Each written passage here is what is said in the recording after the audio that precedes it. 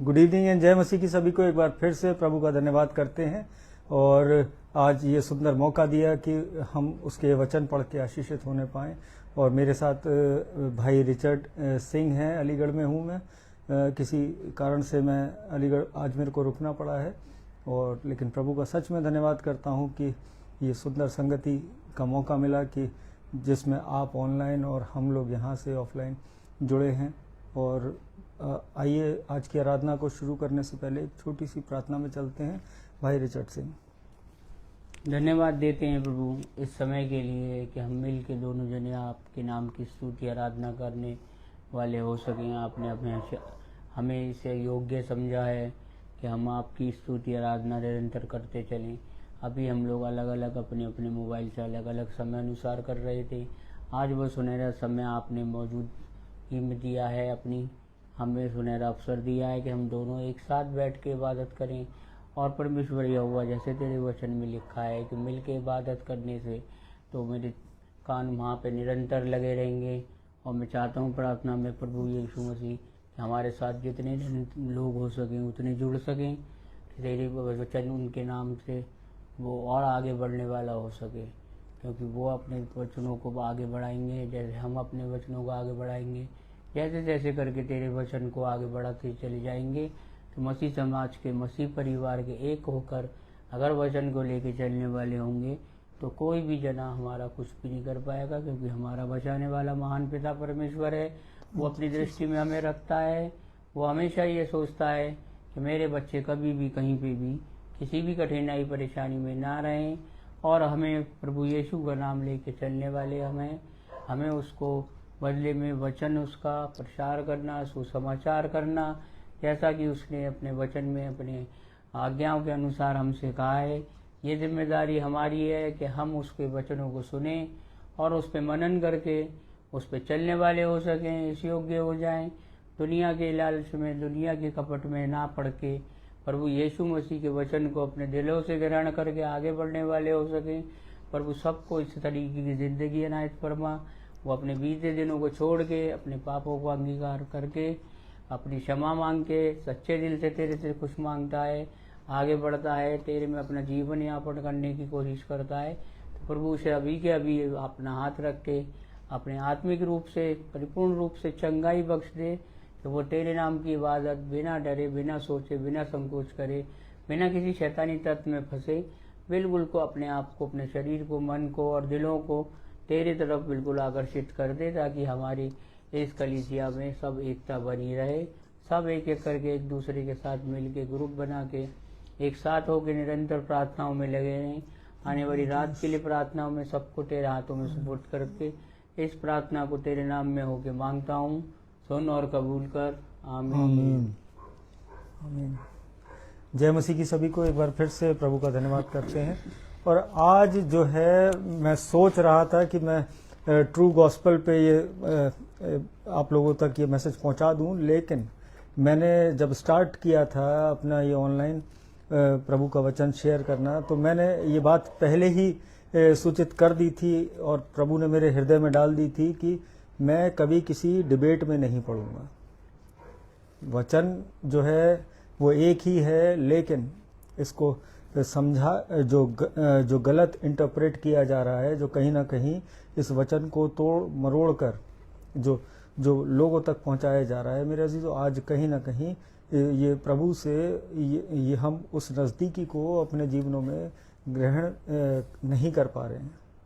और अगर बहुत डीपर वर्जन में अगर हम इस बात को समझें कि हम अपनी बाइबल्स को उठाते हैं, पढ़ते हैं, लेकिन हर वर्जन में हर जगह पे डिफरेंट इंटरप्रिटेशंस हैं और डिफरेंट ट्रांसलेशंस हैं। तो उसी प्रकार से आज इस बात को मैं उस ट्रू गॉस्पल के मैसेज को आज शेयर नहीं करूंगा, लेकिन जब प्रभु की इच्छा होगी मैं तब इस चीज़ को शेयर करूंगा। और सच में प्रभु का धन्यवाद करता हूं कि मैं किसी डिबेट का हिस्सा नहीं बन रहा हूं। मैं किसी और से, कोई मेरा कॉम्पिटिटर नहीं है, ना मैं किसी मिनिस्ट्री से जुड़ा हूं, ना मैं किसी व्यक्ति विशेष के साथ चल के प्रभु की सेवा कर रहा हूं। मैं इंडिविजुअली, प्रभु ने मुझे इस लायक किया है कि मैं उसके वचनों को जो है, इस कलाम को लोगों तक पहुंचाऊं। और उसके नाम को महिमा दूं, तो सच में ये प्रभु ने मेरे जीवन में ये आश्चर्य कर्म किया है। और भाई रिचर्ड सिंह हैं अलीगढ़ से ही, ये शाम में जो है ये 7 बजे प्रभु के वचन को शेयर करते हैं अपने ऑनलाइन पेज से, और भाई मेरे प्रोफाइल में कनेक्टेड हैं, और आप लोग सब 7 बजे जुड़ सकते हैं और प्रभु के नाम को महिमा दे सकते हैं। हम और आप आज के वचन में चलते हैं, और आज का जो वचन मेरे को मिला है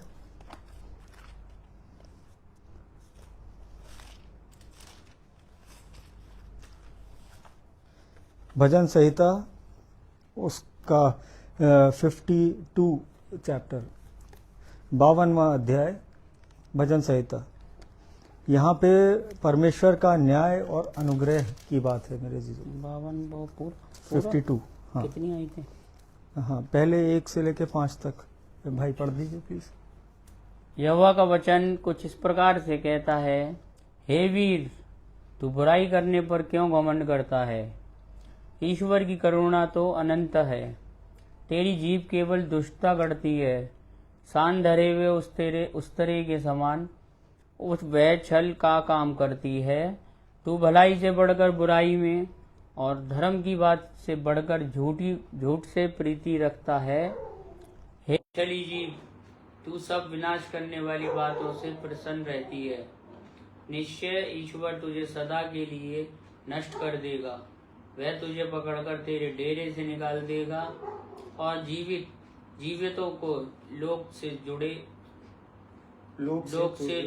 तुझे उखाड़ डालेगा। परमेश्वर का वचन पढ़े और समझ जाने का आशीष हो। और भाई राजेश कुमार जुड़े हैं आगरा से, मेरी मदर हैं, और भाई एलेक्स सिंह जुड़े हैं, और मेरी मदर जुड़ी हुई हैं, और जितने लोग जुड़े हैं प्रभु आप सबको बहुतायत की आशीष दे। और आज जो ये वचन है मेरे अजीजों, आज इस वचन की जो सत्यता जो परमेश्वर हमारे और आपके जीवनों में प्रकट करना चाहता है, जो बताना चाहता है कि आज हम और आप जो है वो बुराई करने में वो तत्पर रहते हैं। आज हमारी ये जो विनाशकारी जीभ है मेरे अजीजों, आज ये पीछे नहीं हटती। आज हम पल में किसी को भी जो है पीछे पल भर में धोखा देने में, आज उसकी बुराई करने में, आज जो है हम अपने जीवनों में, संसारिक जीवन में हम पीछे नहीं हटते। लेकिन ये प्रभु इससे घृणा करता है। प्रभु के वचनों का अनादर होता है जब हम और आप अपने संग रहने वालों के, अपने पड़ोसियों के, अपने रिश्तेदारों के, अपने मित्रों के विरोध में या पीठ पीछे उनके लिए कुछ गढ़ते हैं, कुछ गलत बातें बोलते हैं। तो मेरे अजीजों, आज ये वचन हमें बताता है, हे वीर, तू बुराई करने पर क्यों घमंड करता है? ईश्वर की करुणा तो अनंत की है। और आज हम इस संसार में जो है इस अनंत के जीवन को जो प्रभु यीशु ने हमसे वायदा किया है कि आज उस अनंत के जीवन के लिए जो आशाएं हमारे मनों में हैं, आज उसको अगर हम बरकरार रखना चाहते हैं, उस आशा में बने रहना चाहते हैं, तो बुराई और इस घमंड शब्द को अपने जीवनों से निकाल दें। आज जो भी बात है वो क्लियर एक दूसरे से आमने सामने उस चीज़ को क्लैरिफाई कर लें। आज एक दूसरे के पीठ पीछे प्लानिंग प्लॉटिंग करके आज हम और आप उस परमेश्वर के उस प्रेम को खो रहे हैं। और तेरी जीभ केवल दुष्टता गढ़ती है, सान धरे हुए उस्तरे के समान वह छल का काम करती है। तो आज हमारी और आपकी जो जीभ है मेरे अजीजों, ये जीभ जो है ये हमसे हर वो गलत बात बुलवाना चाहती है। जब हम संसारिक जीवन को महत्व दे रहे होते हैं, कहीं ना कहीं अपने आप को महत्व दे रहे होते हैं, कहीं ना कहीं अपनी पोजीशन को, अपने रुतबे को, अपने ओहदे को, अपने पैसे को, तो ये जीभ जो है ये वो छल का कार्य करती है आज हमारे आपके जीवनों में। और तू भलाई से बढ़कर बुराई में और धर्म की बात से बढ़कर झूठ में प्रीति रखता है। और आज अक्सर करके हम यही देखते हैं अपने पास आसपास कि हम किसी की अगर भलाई की बात हो रही होगी तो वहाँ 2 जन खड़े होंगे, लेकिन कहीं किसी की बुराई अगर चल रही होगी तो वहाँ 2 के 4, 4 के 6 और 8 भी हो जाते हैं। और हमें बड़ा इंटरेस्ट, चाव से सुनने के लिए खड़े हो जाते हैं कि आज किसकी बुराई हो रही है। लेकिन मेरे अजीजों, यहाँ परमेश्वर का ये वचन बताता है, अगर भजन संहिता 15 में अगर हम पढ़ते हैं कि परमेश्वर के तंबू में कौन रहेगा। भाई भजन संहिता 15 और यहाँ पे 2 से लेके 4थी आयत को अगर हम पढ़ें,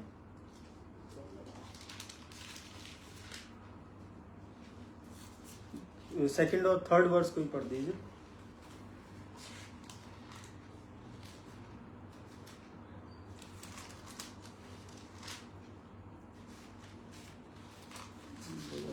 पंद्रह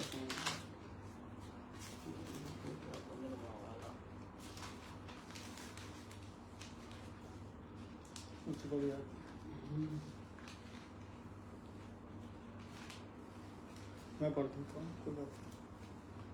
वह जो खराई से चलता और धर्म के काम करता है और हृदय से सच बोलता है, जो अपनी जीभ से निंदा नहीं करता और न अपने मित्र की बुराई करता और न अपने पड़ोसी की निंदा सुनता है।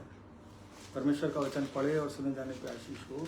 और यहाँ पे ये वचन हमें साफ साफ बताता है कि जब इसकी पहली आयत को पढ़ेंगे कि हे परमेश्वर, तेरे तंबू में कौन रहेगा, तेरे पवित्र पर्वत पर कौन बसने पाएगा। तो आज हम और आप अपने जीवनों को तैयार कर रहे हैं उस परमेश्वर की निकटता में जाने के लिए, उस स्वर्गीय राज्य में एंटर होने के लिए।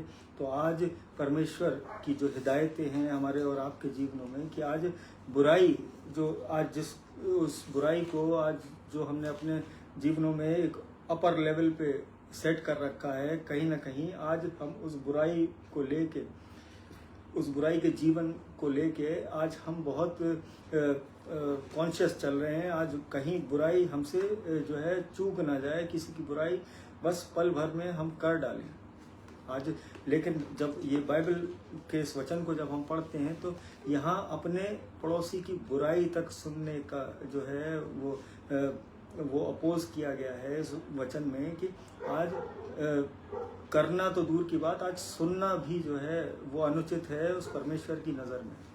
और लेकिन आज ज़रूरत है आज हमें और आपको प्रार्थनाओं के जीवन में चलने की, आज इन वचनों में बढ़ने की और एक दूसरे को प्रभु में साथ लेके चलने की। लेकिन आज होता क्या है कि बस जहाँ ज्ञान का भंडार मिला और उसके बाद फिर शुरू हुए, और फिर जो है फिर हर एक इंसान जो है वो पापी, तुच्छ और निचले स्तर का दिखने लगता है।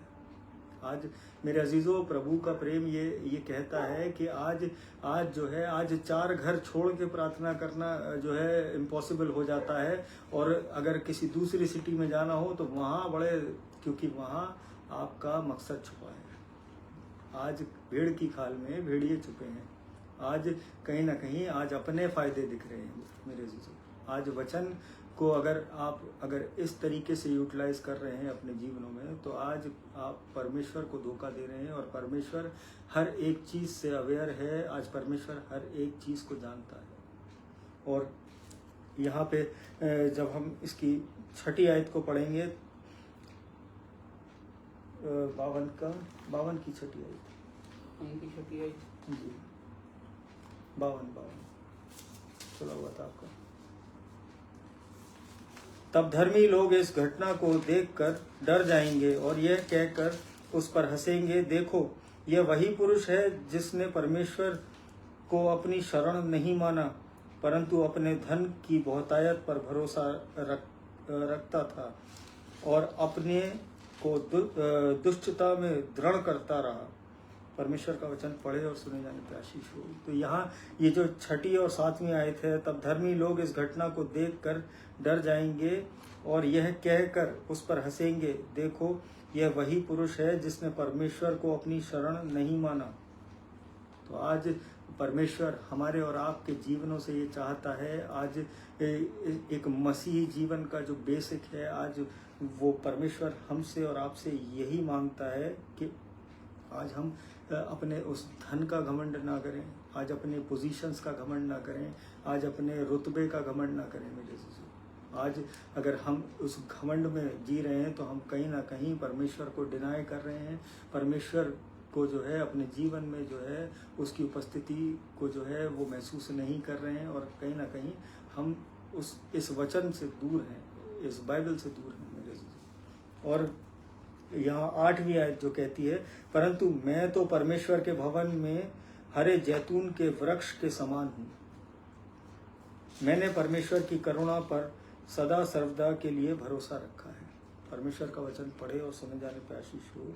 और यहाँ ये जो इंटरप्रिटेशन है कि ये जैतून का जो वृक्ष के समान, ये जैतून जो है मेरे अजीजों, ये बहुत इम्पोर्टेंट रोल प्ले करता है इस बाइबल के अनुसार। ये बाइबल के अनुसार ये बताता है कि ये जो ऑलिव है मेरे अजीजों, ये बहुत यीशु मसीह के उस जीवन को, ये गॉस्पल से कनेक्ट करता है हमें कि आज यीशु मसीह का जो जीवन है वो जैतून की पहाड़ पे वो जब वो चढ़े और वहाँ पे जब वो रात भर प्रार्थना करी उन्होंने, और जब ये कहा कि प्रभु तू चाहे तो मेरे सामने से ये प्याला हटा ले, तो वहाँ वो ऑलिव प्रेस के नाम से वो गतसमनी बाग जो है मेरे अजीजों, वो ऑलिव प्रेस, अगर उसका इंटरप्रिटेशन देखें हम तो वो ऑलिव प्रेस मीनिंग है उस गतसमनी बाग का मेरे अजीजों। और वहाँ यीशु मसीह का, और वो जो ऑलिव प्रेस है मेरे अजीजों, वो वहाँ पे जो है उस जैतून को जो है वो रख के और उसको जो है प्रेस करके उसका ऑयल एक्सट्रैक्ट किया जाता था, वहाँ से तेल निकाला जाता था उसका। तो और सेम वो जो जीवन जो यीशु मसीह का था, कि वहाँ जो है उनकी वो भावनाएं जो वो संसारिक जीवन वो जो देख रहे थे, व्यतीत कर रहे थे, और वहाँ पे उनके मुंह से वो जो शब्द निकला कि प्रभु चाहे तो तू मेरे सामने से ये प्याला हटा ले, वरन तेरी इच्छा पूरी हो जो तू चाहता है।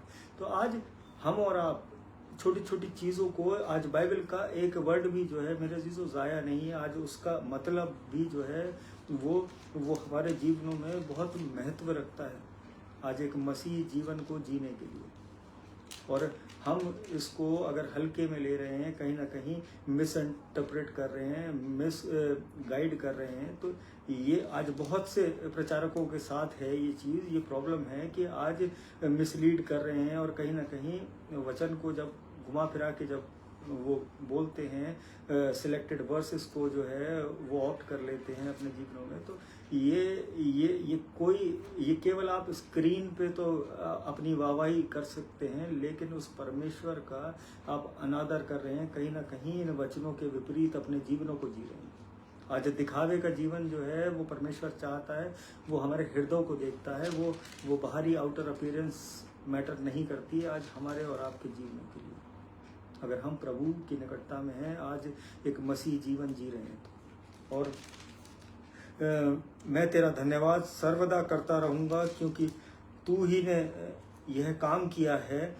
मैं तेरे नाम की बाट जोता रहूँगा, क्योंकि यह तेरे पवित्र भक्तों के सामने उत्तम है। परमेश्वर का वचन पढ़े और सुने जाने पर आशीष हो। और यहाँ पे ये वचन हमें दृढ़ करता है कि आज हमें धन्यवादिता का जीवन, एक मसीह जीवन जो है वो धन्यवादिता से भरा होना चाहिए। आज हम हर वो खाली समय जो हम कहीं ना कहीं किसी की बुराई के लिए सोचते हैं, कहीं ना कहीं उन विचारों को जो है वो अपने दिमागों में एंटर होने की अनुमति देते हैं, आज अगर उस समय में हम अपने परमेश्वर को धन्यवाद करते रहें, उसके नाम को महिमा देते रहें, तो हमारे और आपके जीवनों में सच में वो बढ़ोतरी जो हमने एक्सपेक्ट भी नहीं करी होंगी। आज मैं प्रॉस्पेरिटी प्रीच नहीं कर रहा हूँ, आज हर दूसरा प्रीचर जो है वो प्रॉस्पेरिटी, चैरिटी और इनके पीछे आज वो भाग रहे हैं। मैं इसे उस दिन क्लियर करूँगा जिस दिन प्रभु की इच्छा होगी, और ट्रू गॉस्पल का मीनिंग बहुत जल्दी ही परमेश्वर वो मुझे मौका देगा। ये और मुझे ये विश्वास है कि मैं आप लोगों तक ये ट्रू गॉस्पल की जो टीचिंग है, जो प्रभु ने मुझे सिखाई, जो मैंने इन वचनों की गहराई में पहुंच के जब मैंने समझा, आज हर दूसरा व्यक्ति जो है वो गॉस्पल को लेके वो शुरू होते हैं कि जो है हम गॉस्पल गाने सुन रहे हैं। आज बहुत से ऐसे गाने हैं जो जिनको गॉस्पल गीत हैं जो जिनमें गॉस्पल है ही नहीं। आज बहुत से ऐसे प्रचारक हैं जिनके जीवन में वो गॉस्पल वो हृदय में एंटर हुआ नहीं है, लेकिन वो प्रीच करना उन्हें पता है कि कहाँ से उठा के और कहाँ पे लगा के और कहाँ से प्रीच कर दूं और जो है अपने व्यूज़ और फॉलोअर्स बढ़ा लूँ। तो मेरे अजीज़ों, आज तक ना तो मैंने कोई हैशटैग यूज़ किया, ना मैं बिलीव करता हूँ कि पॉपुलैरिटी पे। आज केवल उस प्रभु की इच्छा को फॉलो कर रहा हूँ कि इन वचनों को आप तक पहुँचा रहा हूँ। और भाई शिमोन सिंह जुड़े हैं आगरा से, प्रभु में आपका भी धन्यवाद करते हैं। और राजेंद्र बेंसन ग्लैडवन सर हैं, प्रभु आपको भी बहुत आयत की आशीष दे। और pastor Tonex Biyaji from Malawi Africa, we also welcome you in Lord, praise the Lord pastor. तो आज परमेश्वर हमारे और आपके जीवनों से ये चाहता है कि हम धन्यवादिता का जीवन जिए। आज प्रभु में जो है प्रार्थनाओं का जीवन जिए और एक दूसरे को मसीह में ले के बढ़े। आज अगर उस दौड़ में अगर आपकी ये सबसे बड़ी गलतफहमी है आज कि आज ये जो ज्ञान है ये बांटने से कम होगा। आज ज्ञान, ये प्रभु का जो ज्ञान है ये उस संसार से बिल्कुल अपोजिट है, ये बांटने से बढ़ता है मेरे जीवन। और हमारी बरकतें, हमारे जीवनों में वो आशीषें जो हैं वो बढ़ती हैं। और मैं भाई रिचर्ड सिंह मेरे साथ जुड़े हैं, भाई वचन शेयर करेंगे आज। धन्यवाद देते हैं प्रभु उस समय के लिए कि सुनहरा मौका दिया कि इस समय में वचन को आप तक पहुंचाने का मौका मिला। हम दोनों भाइयों के द्वारा जो परमेश्वर यहोवा की स्तुति और योग्यता में निरंतर बने हुए हैं। और परमेश्वर से आप लोगों से मैं आप लोगों से दुआ करूंगा कि वो परमेश्वर से आप प्रार्थना में बने रहें हमारे साथ, कि हमारा विश्वास और हमारा प्रभु का दिया हुआ वचन हम ऐसे ही आगे बढ़ाते रहें। आइए तो हम अपने वचन में जाने से के लिए निकालेंगे पहले मत्ती 10 बाब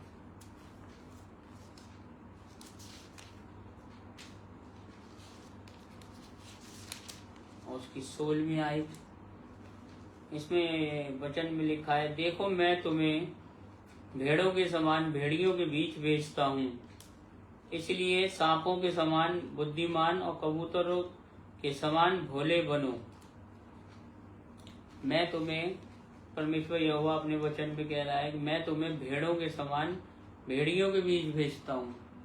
जो प्रभु यीशु मसीह के इस वचन के अनुसार इस समय सुसमाचार फैला रहे हैं। जैसा भाई ने अभी बोला कि अपनी वाणी पे संयम रखें, अपनी जुबान पे संयम रखें और अपने आप को ये शो ऑफ ना करें कि जगह जगह कि आप प्रभु का वचन दे रहे हैं। प्रभु का वचन देना एक सामर्थ्य से भरा बहुत बड़ा एक ज्ञान है जिस पे हमें चलना है। और संग में आप 2-4 जनों को मिला के उस पर अगर एक ज़िंदगी को भी हम सुधारते हैं तो जैसा मैंने अभी अपने वचन में 7 बजे इवनिंग प्रेयर में बोला था कि उसी के अकॉर्डिंग मैं बात फिर से धर रहा हूँ इस वचन को कि प्रभु यहोवा ये कहता है कि जितना हो सके कि आपके साथ 1 से 4 हो जाएं तो उस प्रार्थना पे, उस आराधना पे निरंतर उसके कान लगे रहेंगे। क्योंकि अगर हम एक जना किसी से कोई काम कराने जाते हैं, कोई एप्लीकेशन लेके जाते हैं, किसी भी अधिकारी अगर संसारिक रूप से माने तो वो काम सुनाई नहीं देता, ना समझ में आता है। और जब ढेर सारे लोग पहुँचते हैं तो वो काम पे थोड़ा सा ध्यान से सुना जाता है। जो भी कोई पोस्टेड पर्सन हो, अधिकारी हो, तो वो उस पर गौर फरमाता है कि काफ़ी लोग आए थे, फिर तो दोबारा 10 लोग आए, अरे कल 20 आ गए, परसों 40 आ गए। तो इसी तरीके संसारिक रूप से भी अगर वचन की तरफ ध्यान दे दिया जाए या अगर कंपेयर करा जाए तो आप ये समझ सकते हैं कि वचन का ज्ञान किस तरीके से हमें समझा रहा है, कि हमें वचनों पे कैसे चलना है, कि हमें अपनी वाणी पे संयम कैसे रखना है, अपने दिलों को साफ कैसे रखना है, कैसे अपने वचन को अपने दिलों में रख के अगर हम चलेंगे तो जहाँ भी हम खड़े होंगे और वचन की बात करेंगे तो वहाँ पर भीड़ कम ही होगी। क्योंकि इस समय संसारिक जीवन में ज़्यादा से ज़्यादा लोग लिप्त हो चुके हैं। तो उन्होंने हमें भेड़ों के समान भेजा है भेड़ियों के बीच, और कहा है कि सांपों के समान चालाक बनो और कबूतर के समान भोले बनो। तो हमें इस समय जो जीवन व्यतीत करना है वो इस तरीके से करना है कि आपने देखा कि अगर जरा सी भी सरसराहट या गलत कोई काम हो रहा होता है कि सांप को थोड़ा महसूस हो अपने ऊपर गलत, तो वो बहुत जल्दी भागता है, छुपता, अपनी जान बचाता है ना, वहाँ से मंडली से हट जाता है कि पब्लिक ज़्यादा आ जाए तो वहाँ से हट जाता है। और कबूतर भोले, बिल्कुल भोले के समान एक जगह बैठ जाता, आँख मूंद के परमेश्वर यहोवा पे छोड़ देता है। वो चाहे उसको पूरी तरीके से कितनी भी बिल्ली है या कोई बाज या कोई अटैक करने वाला हो, तो भोला आदमी जो होता है, भोला इंसान, धर्मी जो है, वो यहाँ पे धर्मी इंसान है भोला, तो सीधा साधा सच्ची बातें करता है, परमेश्वर से जुड़ी बातें रिलेटेड समझाता है। तो आज की तारीख में उसे कोई संसारिक लोग तवज्जो नहीं देते हैं। ये छोटी छोटी बातों को हम इसको अगर गौर फरमाएं तो हमारा जीवन धीमे धीमे करके ही सुधरेगा, ऐसे नहीं सुधर पाएगा, वचन से ही सुधरेगा। छोटे छोटे वचन ऐसे हैं, बड़े जो हमारी नज़र में पढ़ने में छोटे हैं मगर जीवन यापन करने के लिए ये बहुत बड़े हैं, बहुत कठिनाई भरे हैं। तो आप ये सोचते हैं कि शुरू में तो परमेश्वर यहोवा के लिए आगे बढ़ता है, तो उसमें तो शैतान हमेशा अपनी कांटों की राहें बिछाता ज़रूर है, वो छोड़ता नहीं है आपको आजमाने के लिए।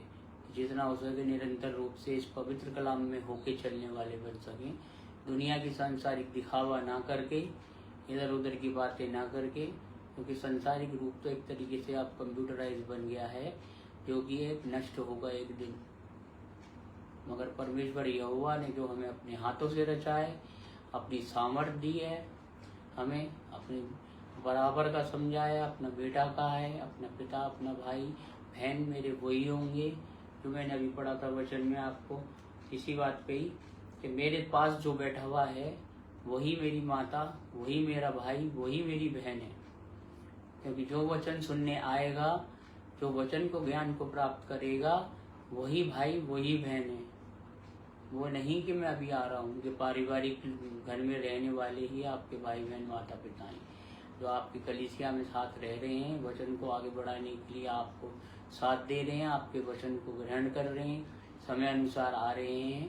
तो परमेश्वर यहोवा भीड़ के बीच में बैठा हुआ उस मनुष्य से बोला उनने, जब उसने ये सवाल किया कि बाहर तेरे तेरी माता और भाई तेरे को ढूंढ रहे हैं, बुला रहे हैं, तो उसने बोला कौन है वो लोग, मैं नहीं जानता। सबकी तरफ देखकर उसने ये जवाब दिया कि जो मेरे पास बैठा है, जो मेरी आज्ञा के अनुसार चलता है, जो मेरे वचन पे जीवन व्यतीत करता है, वही मेरा भाई, वही मेरी बहन है, वही मेरा माता, वही मेरा पिता है। उसने कितना बड़ा दर्जा दिया है हमें। आप ये देखें कि परमेश्वर यहोवा ने हमें कितनी उच्च स्तर पे रखा है ना, तो भी हम उसे कोई तवज्जो नहीं देते हैं। अपनी जुबान से ये नहीं सोचते कि हम बोल क्या रहे हैं और हम कर क्या रहे हैं। अभी अगर वैसी बात की जाए जनरल तरीके से, तो आपने अभी वचन दिया, 1 घंटे बाद जाके उस पर पूरा का पूरा शैतानी बात में अपने आप को समर्पण कर दिया और फिर उसके अगेंस्ट चले, तो आपने तो उसके ना ही भी बहुत बड़ा पाप किया है कि जो वचन में बैठ के जिनने वचन नहीं भी सुना, लेकिन आपने उसकी आज्ञाओं को बता के कहकर, और सबसे पहले आपने ही उसकी आज्ञाओं को तोड़ा। ऐसे तो यीशु मसीह इतना महान है कि उन्हें हमें अपने हाथों से बनाया है कि हम जरा सा भी अगर उसके खिलाफ जाएं तो वो हमें बना सकता है, तो बिगाड़ भी सकता है। लेकिन वो महान है जो कि हमें हमेशा माफ़ी प्रदान करता है। संसारिक रूप से, संसारिक में भाई बहन, रिश्तेदार, आसपास के लोग, कोई पोस्टेड पर्सन पे आप इतना कॉन्फिडेंस ना रखें, इस बात का भरोसा ना करें जितना प्रभु यीशु मसीह के वचन पे और यीशु मसीह को अपने दिल में रख के चलें कि अब वो मेरा साथ दे रहा है तो आप उसके फंसक के उसके साथ हो गए। अब वो कह रहा है कि मैं करा दूंगा इस काम को, तो आप उसके साथ हो गए आगे। तो ऐसे तो आपकी ज़िंदगी ऊपर नीचे उतार चढ़ाव पे शैतानी तत्वों के साथ जुड़ी हुई और यीशु मसीह की मुख से वाणी निकली हुई, तो आप किसका जीवन जी रहे हैं? आप बड़े पाप के भागीदारी बनते जा रहे हैं। क्योंकि अगर आपने इस कलाम को उठा लिया है वचन को बांटने के लिए, तो अपने आप में 4 जनों को जोड़ने के लिए, तो आप किसी को भी अलग अलग नज़रों से देखने का आपको प्रभु यीशु मसीह अनुमति नहीं देता कि आप कंपेयर करें अपने आप को बहुत जल्दी किसी से कि मैं ऐसा हूँ, मैं वैसा बोलता हूँ, वो वैसा बोलता है। ऐसा कुछ नहीं है। कौन कैसा बोलता है कि यहोवा का जो दास है वो जब अपने वचन को बोलता है तो उसके ही धर्मी लोग उसको समझ सकते हैं। जो खाली दिलों को लेके बैठे हुए हैं उन्हें क्या मालूम, उन्हें तो खाली एक टाइम पास करना है, बैठना है, रूल्स एंड रेगुलेशन को फॉरवर्ड करना है कि हाँ मैं गया था साहब, हम तो गए थे प्रार्थना में, हम गए थे चर्च, हम गए थे उस दुआ में, उस कन्वेंशन में भी गए थे, हम उसमें भी गए थे। गवाही केवल शब्दों से, इस जुबान से ही देते रह जाएंगे। अभी मैं इस जुबान के लिए भी बताऊंगा वचन के द्वारा कि जुबान कई तरीके से आपको फंसाती भी है। तो यही जुबान, यही वाणी आपको परमेश्वर यहोवा में जुड़ के चले सच्चे दिल से, तो यही बचाती भी है। क्योंकि बनाने वाला, ऊपर वाला महान यहोवा हमें बना सकता है तो बिगाड़ भी सकता है। उसके भय में जिंदगी काटने के लिए और उसका डर, कभी उसने हमें कोई ना अपना डर दिखाया ना भय बनाया। उनने हमेशा हमारा कठिन परेशानियों में साथ ही दिया है। चाहे हम कितना ही पाप कर लें फिर भी वो हमें माफ़ी देता चला जाता है और इग्नोर करता चला जाता है। मगर आप जिस पे अगर सांसारिक रूप पे अगर ये सोचें कि वो मेरा साथ दे रहा है, वो मेरा साथ दे रहा है, तो यहोवा ने अपने वचन में अभी एक लाइन में ही ये साफ आज्ञा दी थी है कि जो मेरे पास बैठे हैं, मेरी आज्ञाओं पे चलते हैं, उसका जो कहना मानते हैं, उसकी आज्ञाओं पे जो चलते हैं, वही मेरे भाई बहन हैं। संसारिक रूप का कोई भी कितना ही बड़ा पावरफुल मैन सही, किसी भी लॉजिक में समझ लीजिए, सोसाइटी में पोस्टेड पर्सन कितना ही सही, एक बार को वो पीछे हट जाएगा। लेकिन यहोवा हमारा जिंदा पिता परमेश्वर है, उसने एक बार वचन दे दिया, और एक बार नहीं, इसमें इतना ज्ञान दे दिया है कई जगह पे कि वो बचाने वाला भी है, तो चिंता मत कर। कठिनाइयों से बचाने वाला, गहरी खाइयों से बचाने वाला, कटीली झाड़ियों से बचा के निकालता है। तो यहोवा और आपके लिए क्या कहेगा और आप उसके रिप्लाई में क्या कह रहे हैं? केवल आप संसारिक रूप पे अपने आप को मुखौटा पहन के वचन को लेके चलेंगे तो वो मुखौटा तोड़ा जाएगा, क्योंकि वो यहोवा की वाणी में ये लिखा हुआ है कि तो सबसे ज्यादा प्रभु प्रभु चिल्लाएंगे, वो एक दिन भीड़ में सबसे पीछे पाएंगे, क्योंकि वो सच्चे दिल से उसकी इबादत नहीं कर रही। क्योंकि सबसे पहले वाणी ये कहती है, वचन प्रभु यीशु मसीह की आज्ञा कि मेरे वचन को अपने मन में उतार, फिर जाके तू किसी का उद्धार करने वाला बन सकता है। जब आप अब खुद वचन दे रहे हैं और देने के 1 घंटे बाद आप ही वही टेढ़े काम कर रहे हैं, उसकी आज्ञाओं को तोड़ रहे हैं, तो आप 4 जनों को क्या समझा रहे हैं?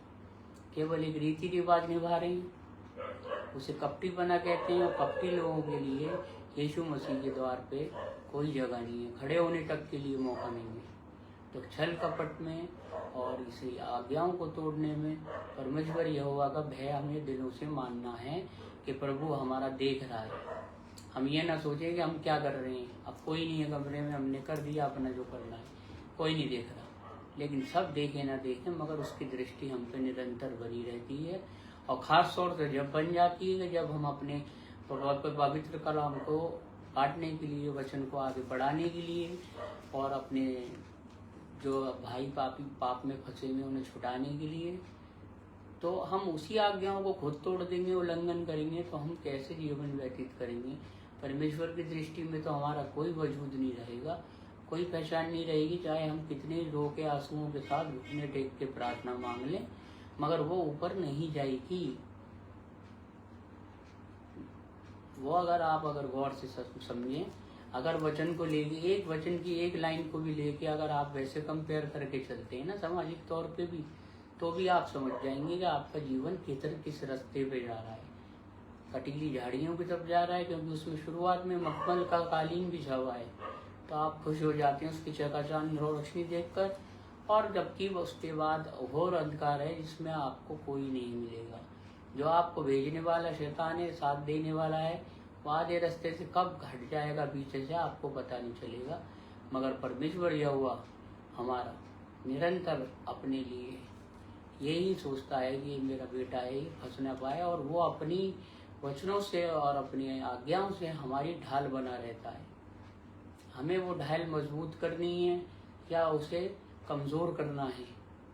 जैसा मैंने अभी अपने वचन में शाम को बोला था कि एक मूर्ख ने बालू से खंबे बना के उसमें मकान बनाया, एक बार पानी का सैलाब आया और वो मकान ढह गया।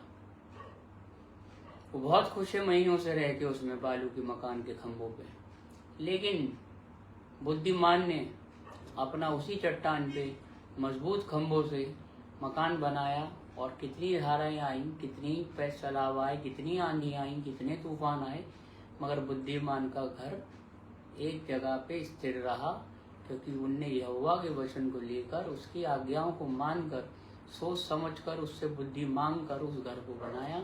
वो घर है हमारा शरीर, तो यीशु मसीह ने हमें बिल्कुल अपने हाथ से बना के दिया है।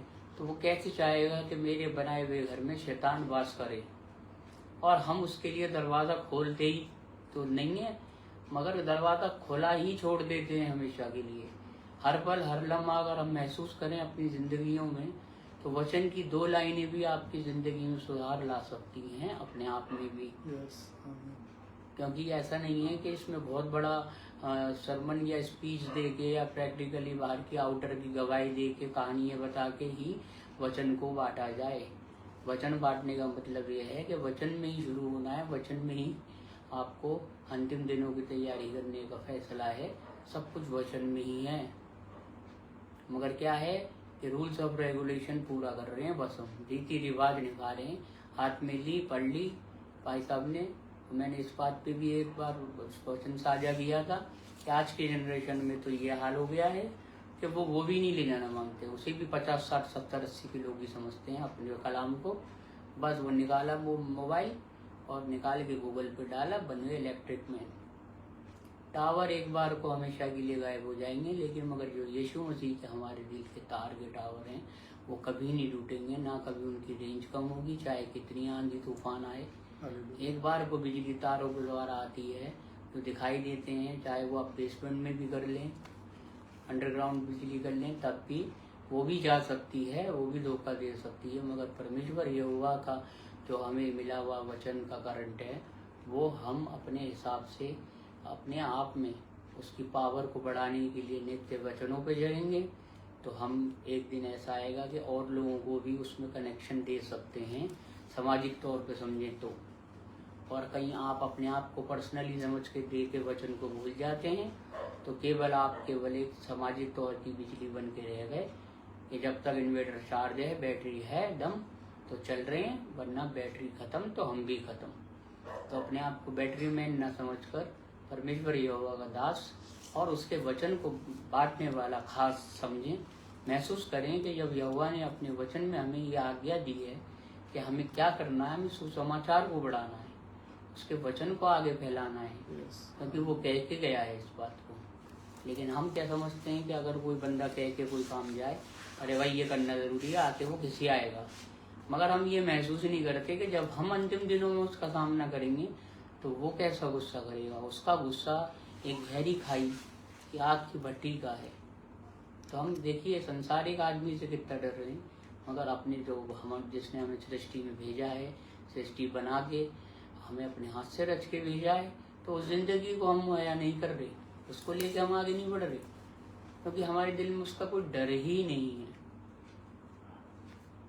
जबकि हमें ये कहा गया है कि तू घमंड मत करना, लेकिन मैं बोलता हूँ थोड़ा अपोजिट कि हमें घमंड करना है। अगर आपकी थॉट अगर फाइन है, अगर आपकी सोच में बहुत अच्छी समझ बुद्धि मांगी है आपने प्रार्थनाओं में, तो जरा सोच के देखिए कि हमें घमंड क्या करना है।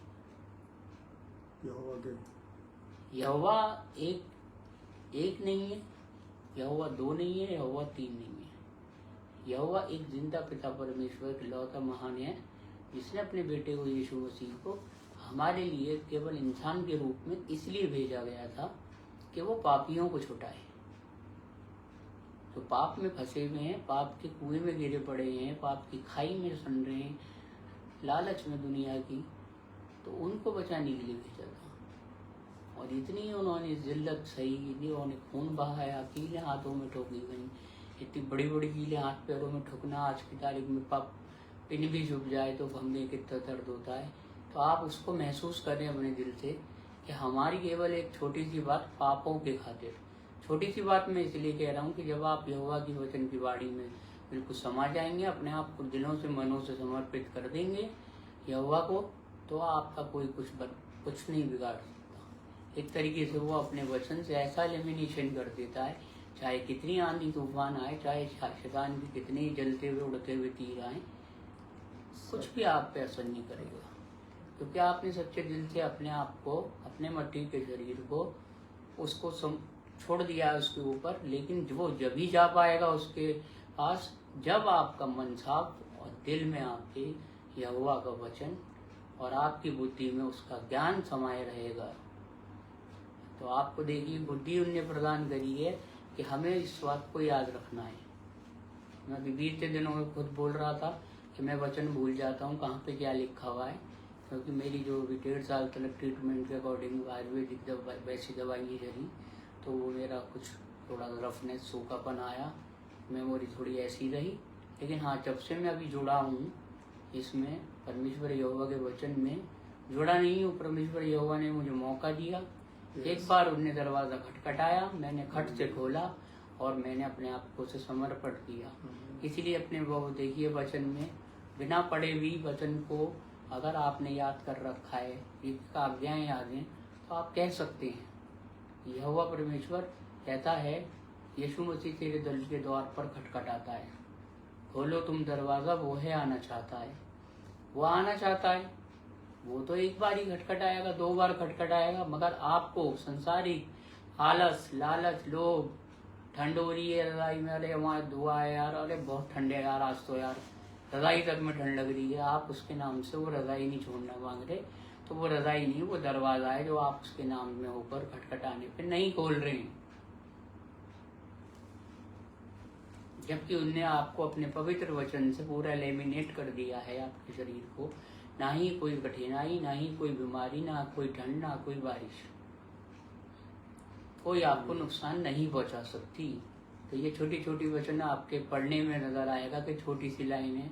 जैसे पहले भाई ने कहा, याद दिलाया मेरे को शुरुआत में, कि हम लोग सबसे छोटी आयत ढूंढते थे संडे स्कूल में सुनाने के लिए, खट से खड़े हुए छोटी आयत ढूंढी और पढ़ बोल दी, बड़ बड़ बड़ बड़। अब उसका मतलब नहीं मालूम क्या बोली जाए।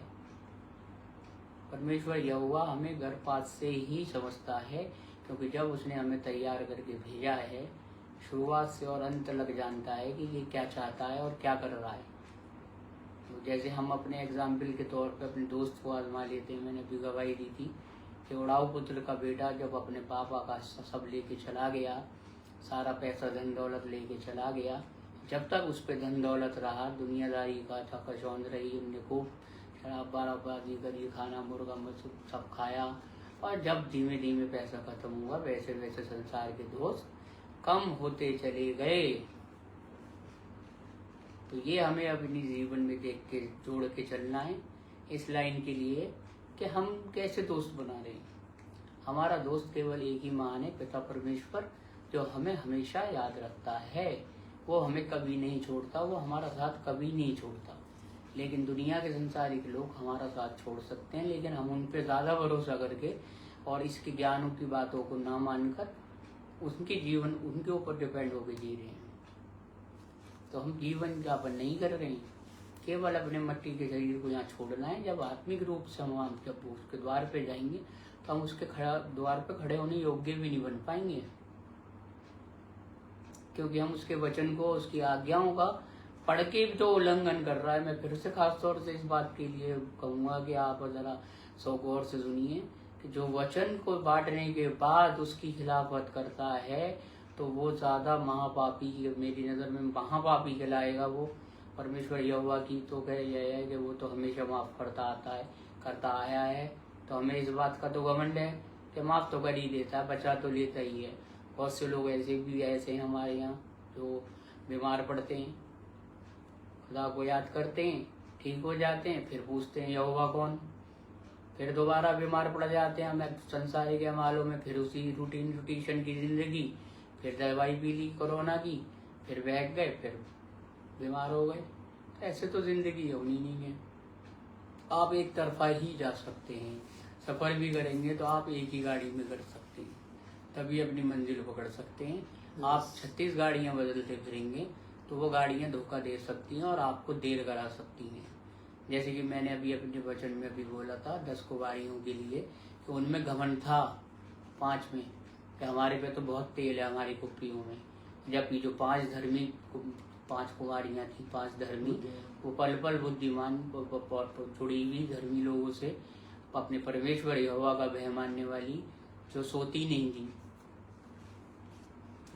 नहीं थी, उन्हें पता था कि यहोवा आने वाला है, दूल्हा आने वाला है, तो वो बार बार उनसे कह रही थी, वो घमंड में जवाब दे रही थी, हाँ हमारी कुप्पियों में बहुत तेल है। लेकिन जब राजा आया, परमेश्वर आया, यीशु मसीह आए, तो जब उन्होंने अपनी कुप्पियाँ उठाई तो क्या सिला मिला घमंड का? उनकी कुप्पियों में तेल नहीं था और वो भाग भाग कर तेल मांगती फिरी। भले ही आपके घरों में कितना ही पैसा भरा रखा हो, जब तक यहोवा की वचन की वाणी पर आप नहीं चलेंगे, तो अगर आपका कोई भी इलाज है, कोई भी दवाई चल रही है, कुछ भी चल रहा सही, बिना यहोवा परमेश्वर के, बिना विनती के, बिना उसके वचन पे चले, आपके शारीरिक रूप से कमजोरी का दूर हटना नामुमकिन है। वो चलती ही रहेगी जब तक आप अपने जीवन को उसको नहीं देंगे।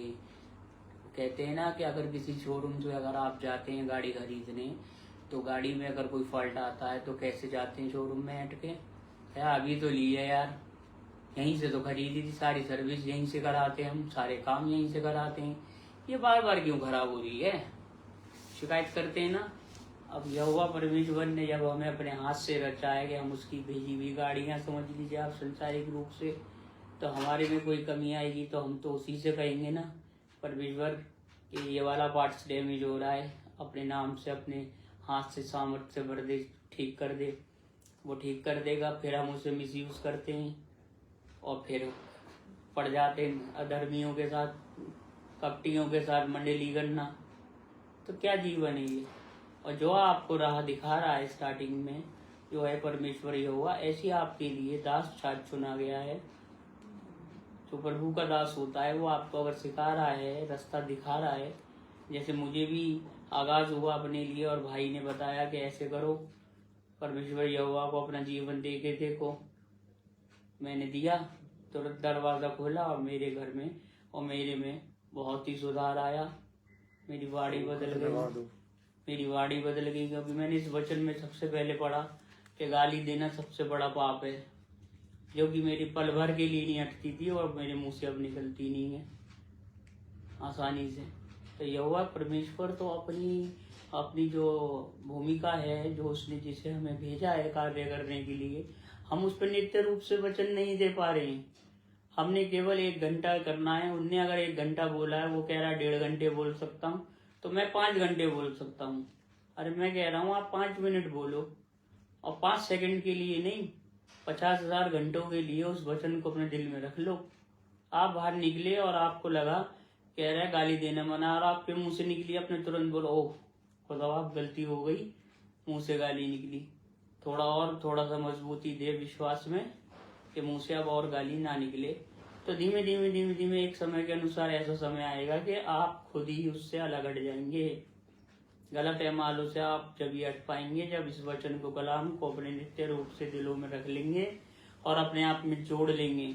आपको अपने आप को सुखदाई जल के झरने के नीचे ले जाना पड़ेगा, तभी आप आशीषों के और शांति के और वचनों पे चल के, तभी आपके घर में सामर्थ आएगी, कोई कमी घटी नहीं रहेगी, चाहे दुश्मन कितना ही कुछ भी कर ले, शत्रु कितना ही कुछ भी कर ले।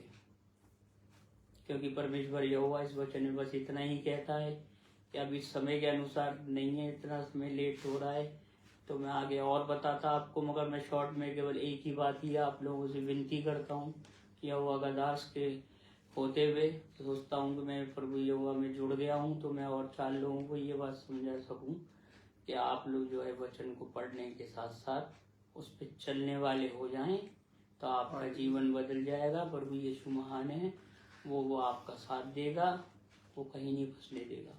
परमेश्वर इस छोटे से वचन पे आप आशीष प्रदान करें, और आप सबको भी जो सुन रहे हैं वो भी इस ज्ञान को प्राप्त करके अपने आप के मनों को, दिलों को साफ करके उसके नाम में जिंदगी व्यतीत करें।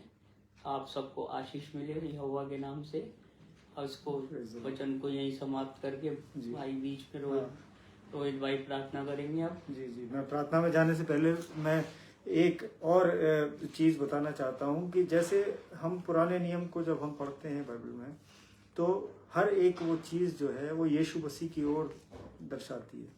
आज हर एक वो इशारा उस यीशु की ओर है, क्योंकि आज जो है, आज हमें और आपको एक मसीह जीवन में जब हम जी रहे हैं, तो आज हमें आपको एक चीज समझ लेनी है कि जो यीशु मसीह का जो डेथ सर्टिफिकेट था वही हमारा बर्थ सर्टिफिकेट है।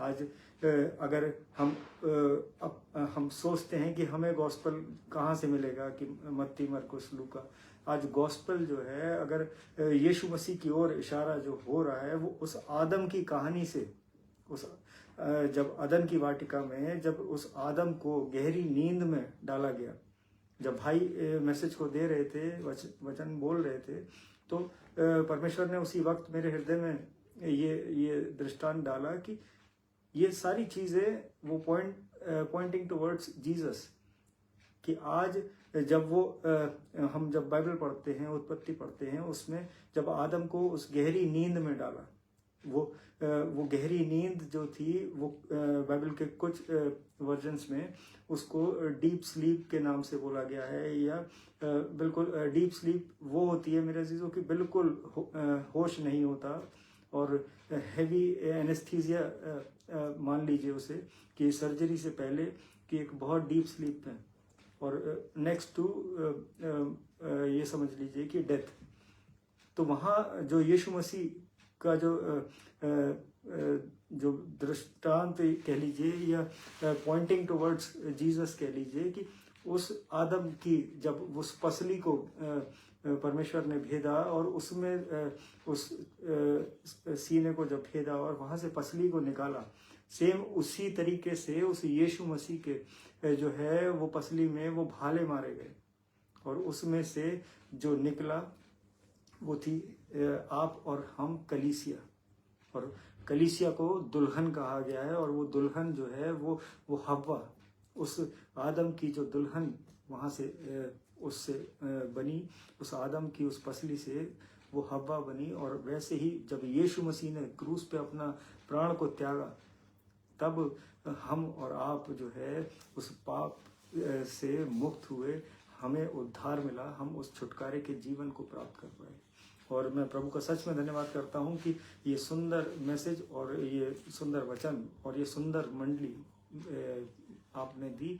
मैं सच में प्रभु आपका धन्यवाद करता हूँ। और भाई विमल लाल जुड़े हैं सहारनपुर से, प्रभु में आपका भी धन्यवाद करते हैं। भाई Yogesh Massey saint John's college से हैं आगरा से, प्रभु में आपका भी धन्यवाद करते हैं। परमेश्वर आप सबको बहुतायत की आशीष दे। और आइए सरों को झुकाते हैं, एक धन्यवाद की प्रार्थना में चलते हैं। धन्यवाद धन्यवाद धन्यवाद करते हैं सामर्थी पिता, इस सुंदर शाम के लिए पिता परमेश्वर, इस सुंदर संगति के लिए और इन सुंदर वचनों के लिए पिता परमेश्वर।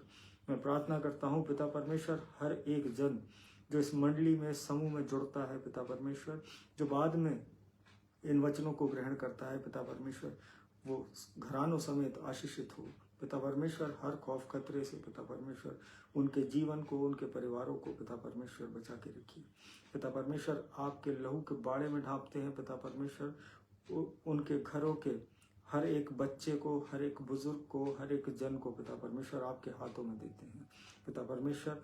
आप ही हमारे निगहबान हैं पिता परमेश्वर, आप ही हमारे धन्यवाद के श्रोता हैं पिता परमेश्वर, आप ही हमारे धन्यवाद का उत्तर है पिता परमेश्वर। मैं प्रार्थना करता हूँ एक बार फिर से भाई रिचर्ड सिंह के लिए पिता परमेश्वर, कि आपने ये मौका दिया भाई के जीवन में कि आपके कलाम को बांट पाए पिता परमेश्वर। और पिता परमेश्वर ये मौका पिता परमेश्वर ये आपके ओर से, आपके आत्मा के द्वारा हमें मिला, सच में हम इसका धन्यवाद करते हैं पिता परमेश्वर। ऐसे ही इनके घराने को और इनको पिता परमेश्वर अपनी नज़दीकी में बनाए रहिए पिता परमेश्वर। होने दीजिए पिता परमेश्वर ये आपके अनुग्रह के द्वारा पिता परमेश्वर ये बहुतों के जीवन बचाने वाले हो सकें पिता परमेश्वर। आपके इस कलाम को ये बहुत दूर तक पहुंचाने वाले हो सकें। मैं प्रार्थना करता हूँ पिता परमेश्वर भाई पीयूष के जीवन के लिए, उनके संपूर्ण घराने के लिए पिता परमेश्वर, उनकी मदर के लिए पिता परमेश्वर। प्रार्थना करता हूँ पिता परमेश्वर बबलू अंकल के लिए, तान्या के फादर के लिए पिता परमेश्वर। जबकि जो भी परेशानी उनके शरीर में है पिता परमेश्वर, वो आपके सामर्थी नाम से पिता परमेश्वर वो दूर होने पाए। हम अधिकार लेते हैं पिता परमेश्वर हर उस बीमारी पे पिता परमेश्वर जो शैतान की ओर से है पिता परमेश्वर। यीशु नासरी के नाम से पिता परमेश्वर उसे बाहर खड़ा करके निकालते हैं पिता परमेश्वर। मैं प्रार्थना करता हूँ एक बार फिर से भाई डैनी के लिए पिता परमेश्वर, उनके अच्छे स्वास्थ्य के लिए पिता परमेश्वर आपसे विनती करते हैं। वो घराना पिता परमेश्वर आपकी धन्यवादिता में बढ़ने वाला हो, आपके अनुग्रह के द्वारा चलने वाला हो। मैं प्रार्थना करता हूँ भाई मोंटू के बेटे के लिए पिता परमेश्वर, अपनी सामर्थ्य से भरिए पिता परमेश्वर उस बच्चे को, वो आपके नाम से चलने फिरने पाए, वो इस संसार में पिता परमेश्वर वो आपके बड़े बड़े कार्यों को करने वाला हो सके। मैं प्रार्थना करता हूँ भाई अजीत बेदी और उनके घराने के लिए पिता परमेश्वर, उनके बच्चों के लिए पिता परमेश्वर आशीष मांगते हैं। और पिता परमेश्वर वो घराना आप में ऐसे ही बढ़ने वाला हो, आप में ऐसे ही चलता रहे पिता परमेश्वर। मैं प्रार्थना करता हूँ पुष्पाचरण सिस्टर के लिए पिता परमेश्वर, उनके संपूर्ण घराने के लिए, बेटे आइजक की एग्जाम के लिए पिता परमेश्वर। जबकि आपने पिता परमेश्वर अपना बुद्धि ज्ञान पिता परमेश्वर उस बच्चे को दिया है पिता परमेश्वर, उस ज्ञान के द्वारा पिता परमेश्वर वो हर एक परीक्षा पिता परमेश्वर आपके नाम से उत्तीर्ण करने वाला हो सके, आप में बढ़ने वाला हो सके, आपके भय में चलने वाला हो सके। मैं प्रार्थना करता हूँ एक बार फिर से पिता परमेश्वर वॉलेट सिस्टर के लिए पिता परमेश्वर, भाई योगेश मैसी के लिए पिता परमेश्वर, उनके संपूर्ण घराने के लिए पिता परमेश्वर, जो भी योजनाएं पिता परमेश्वर आपने उनके जीवनों के लिए रखी हैं, जितने लोग जुड़े हैं पिता परमेश्वर, प्रीति कैचिक आंटी के लिए पिता परमेश्वर, मैं प्रार्थना करता हूँ पिता परमेश्वर उनके घरानों को बहुतायत की आशीष से भरिए पिता परमेश्वर, अपने अनुग्रह में चलाते जाइए। इस रात्रि को पिता परमेश्वर आपके हाथों में रखते हैं पिता परमेश्वर, जब सोएं तो चैन की मीठी नींद सोएं, सुबह का प्रकाश देखें तो एक बार फिर से आपके नाम का धन्यवाद कहने वाले हो सकें। मैं प्रार्थना करता हूँ हर एक बीमार के लिए पिता परमेश्वर, हर एक इंसान के लिए जो सफ़र में है पिता परमेश्वर, इस खराब मौसम को पिता परमेश्वर आपके हाथों में देते हैं पिता परमेश्वर। सब अपने स्थानों तक जो सफ़र में है वो सही सलामत पहुंचने पाए पिता परमेश्वर, और आपके नाम का धन्यवाद कहने वाले हो सके। इस छोटी सी विनती को आपके चरणों में रखते हैं, सुनिए और ग्रहण करिए। आमीन आमीन। जय मसीह की सभी लोगों को, भाई लोगों का सबका धन्यवाद। और मैं एक लाइन बोलना मांग रहा हूँ कि निरंतर आप लोगों को अगर वचन के भूखे और प्यासे हैं तो फिर आप लोग हमारे साथ जुड़ के चलिए। ये मेरे से आपको रिक्वेस्ट नहीं है, परमेश्वर की यहोवा की वाणी अभी मेरे दिल में ये आगाज करी, उसने बताया, मेरे को महसूस कराया कि आप अपने बंदों से, अपने मसीह समाज के भाई बहनों से कह सकते हैं खुल के कि आप लोग इन वचनों पे सुन के मनन करके अब बढ़ते चले जाएं तो सामर्थ और आशीष आपके घर में बनी रहेगी। तो आपको किसी भी चीज की, किसी के आगे झुकने की संसार में जरूरत नहीं पड़ेगी। तो इसलिए आप लोग हमसे जुड़े रहें अगर आप वचन के भूखे और प्यासे हैं तो, क्योंकि यहोवा महान है, वो ये कहता है कि जीवन की रोटी मैं ही हूँ, जीवन का जल मैं ही हूँ, जो मुझ में खाता है वो कभी भूखा नहीं रहेगा, जो मुझसे पीता है वो कभी प्यासा नहीं मरेगा। आमीन। परमेश्वर यहोवा सबको आपको आशीष कर बख्शे। आमीन। हम कल फिर मिलेंगे। Praise the Lord. जय मसीह की। प्रभु में बने रहिए, बढ़ते रहिए। Praise the Lord. Good night.